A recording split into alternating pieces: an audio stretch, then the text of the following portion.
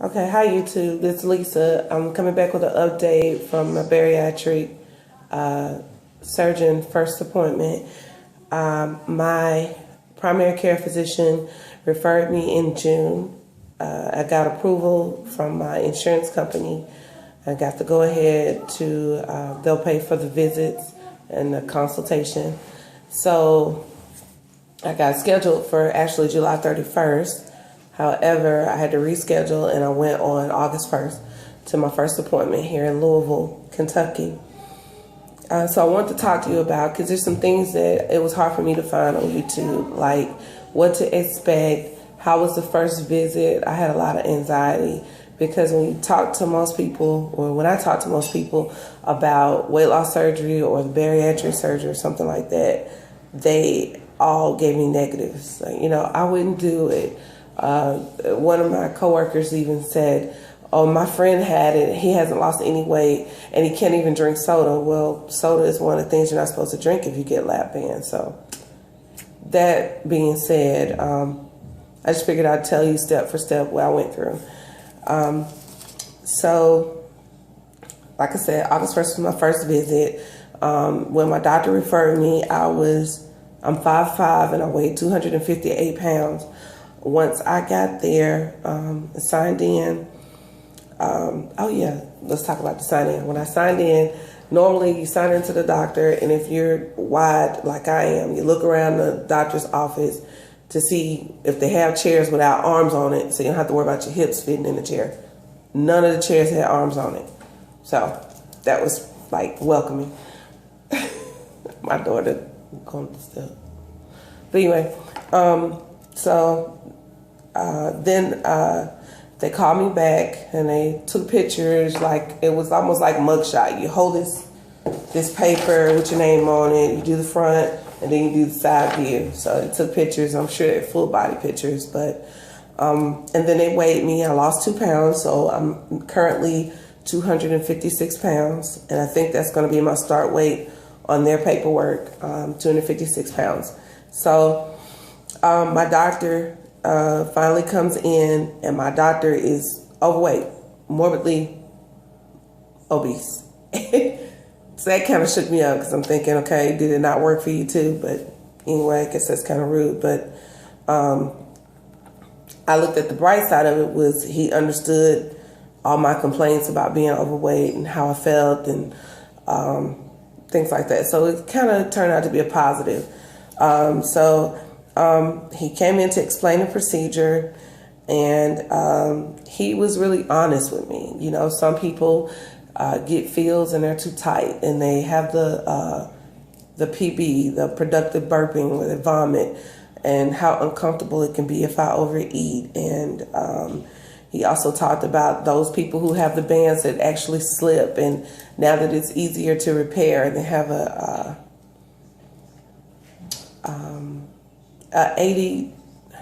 83% of the surgeries that are done are lose over 100 pounds in the first year. So, I mean, it's much slower than the gastric bypass process. And with either surgery, you totally have to change your relationship with food. If you eat because you're depressed, if you eat because you're bored, and I eat when I'm bored. So you just have to totally change that, and it just helps. It's like being put on a surgical. It's like being on a diet, but and everybody says when you're on a diet, you do need to change your lifestyle and not make it a diet, but a life change. So with that being said, the next thing he did was tell me what to expect. And because I work with kids right now, I'm in school for radiology, but I work with kids. So I'm lifting babies, I'm bending over, I'm picking them up. My job is pretty hands-on. I need to be able to lift at least 50 pounds. And I've had my gallbladder removed, which was the same laparoscopic procedure. So I healed pretty fast from that. It took me about 2 weeks to just get over the initial pain, because I was just healing from a cesarean. So, but this is, he said he would recommend 3 to 4 weeks off from work, which is fine. My husband covers all the bills anyway, so It's not a big issue for me. And he did say other things like to expect. So I'm looking forward to it. And they gave me this huge, I don't know if you can see how thick it is, packet of papers to fill out. And I'll go over them with you briefly. The first paper is like just running down, telling you what all you need to include. You have to have 12 months of your medical records.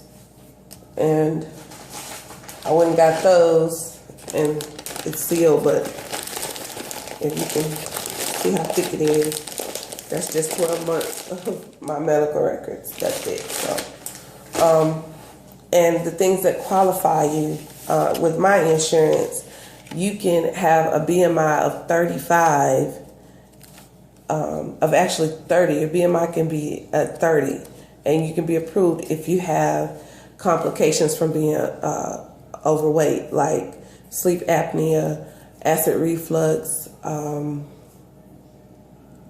diabetes, high blood pressure.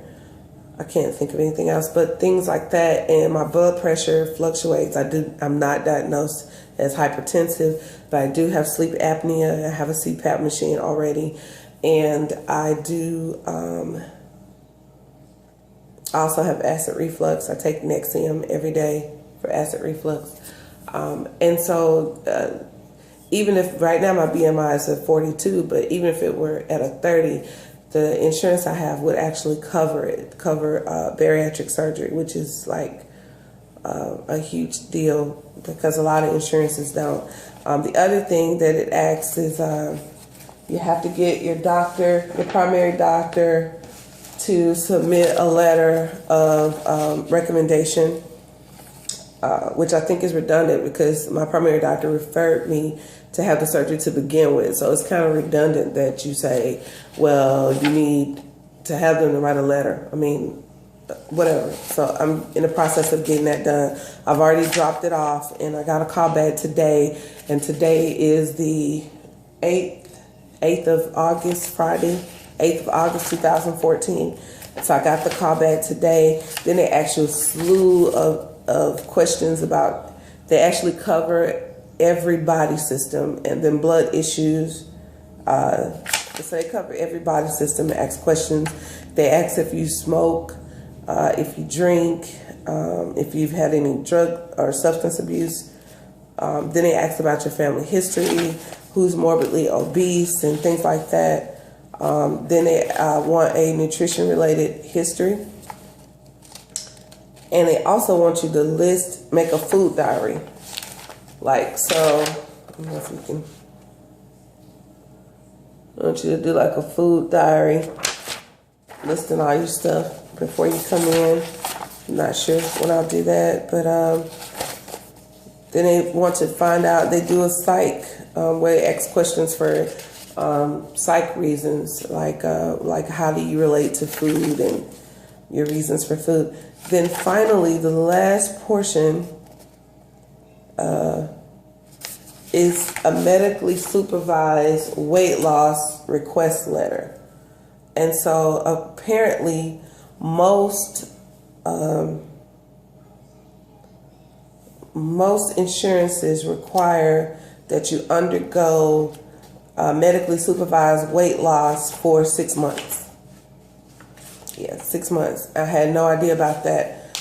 But I'm blessed and fortunate that my insurance does not require the 6 month medically supervised weight loss, because I would be frustrated 6 months out, and I've done just about every weight loss program and diet there is. So it would frustrate me to have to come this far and think I'm about to have a permanent help with losing weight, and then to find out I need to wait 6 months and go through this grueling cycle again of making weight loss attempts. So thankfully my insurance does not require me to do that. And the final thing I wanted to go over was my doctor printed out the expectations. So he has on here that my current weight, pre-op weight, is 256 pounds. My ideal weight is 134 pounds. and my height in inches is 5'5". So the BMI on the day of the surgery is 42.6, and then the initial BMI expected loss is 34.48 within the first year. So they gotta be crazy when they're saying I should only be down to 207 pounds, and that's if I don't exercise and I just wear the sleeve and I eat according to what the sleeve will allow me to eat. So I don't mind exercising. I actually like going to the gym. I feel like I've accomplished something for myself for that day. So he's expecting a 40% weight loss within the first year. And at 50%, I would be 195 pounds. And my personal goal is to be about 180. I'm thinking I would feel so much better. Which is 60% of my current body weight. So that's about 30.42 on the BMI, which is still overweight, but I don't know. I think I'll be happy with that. But my ideal weight based on BMI would be 150 pounds, and that is where he wants me to get. So 40% is the average band weight loss at 1 year. 70% is the average band weight loss at 2 years, and 80% is average bypass weight loss at 12 months. So you can, for the band, you're really only losing half in a year of what you would lose if you got the bypass. But for me, the bypass is so permanent. And if I lose more, there's nothing I can do about it. You just lost a lot of weight. And I think I need a sense of control. And to have control, I would prefer having the band so that they could loosen it or tighten it as needed, because I have no desire to be just 150, because I can't remember how it would look on me. So I think 182 would be great at this point. So that's pretty much all I wanted to go over with you guys. I'm scheduled to go in for a seminar. Oh yeah, I forgot about that. Okay, so what they do is my insurance fully covers everything. Covers the surgery, covers my post-op visits, all of that. And I have a friend who has the same surgery and said that it even covered her reconstructive surgical needs after losing the weight and maintaining it. So once she lost about 150 pounds, they would go in and remove loose skin and things like that. So, but she had the, I think she had the sleeve. Yeah, I think she had the sleeve. But anyway, they don't approve the sleeve anymore for whatever reason. They only approve the lap band or gastric bypass. But now I'm scheduled to go in to have the seminar on August the 19th, which is a Tuesday, like not next Tuesday, but Tuesday after next.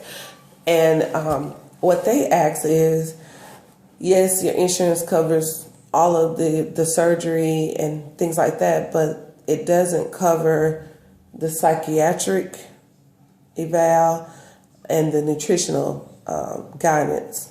So that costs $300, but it's lifetime. So I'll pay the $300. I mean, it's a $50,000 surgery, according to some article I read. So yeah, I'll pay $300 to get it done, or my husband will pay it actually. But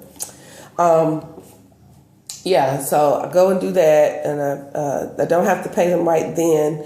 The main thing is to turn in the packet, and it also covers them reviewing my medical record, reviewing my reviewing all this packet that I filled out. So I think it's money well spent, because in the future, if I need some guidance on how to get this lap band to work with me and how to work with it, I can just consult them anytime, no matter where I am. So that'll be a huge help for me. But I'm still optimistic. I did not expect so much negativity. There's one lady who is on YouTube, and she said, I am not going to tell anybody that I had the surgery. And I was thinking, well, why wouldn't you want to be honest? And I'm all excited. I'm happy about what the future could hold with losing the weight and feeling better and feeling more healthy. And everyone I've talked to, well, not everyone, but most of the people I've talked to have had something negative to say, and they're just as overweight as I am, if not bigger. I don't understand if it's maybe because they don't have the insurance to cover it, or if they just want to think that there is no hope, or they, like everybody, think it's hopeless and you have to stay big, you have to stay overweight, and you have to take away years because of the weight. But yeah, everybody's been pretty negative, so I still feel in my heart it's a step in the right direction for me. I want to see my kids all grow up and become successful and have families if they choose so. And I want to be able to enjoy my husband for years and years to come. So, yeah, I think it's the right thing for me. And I'm not going to be lazy about it. You know, if I've gone through surgery to lose the weight, then surely I can run on a treadmill. Surely I can lift weights. Surely I can exercise. I mean, I wouldn't have an excuse. And I just need that boost of faith. So I will update you after the seminar and let you know how it went, give you details. I'm going to take thorough notes. Hopefully I can answer questions for you, and we'll see how it goes. Thanks for watching.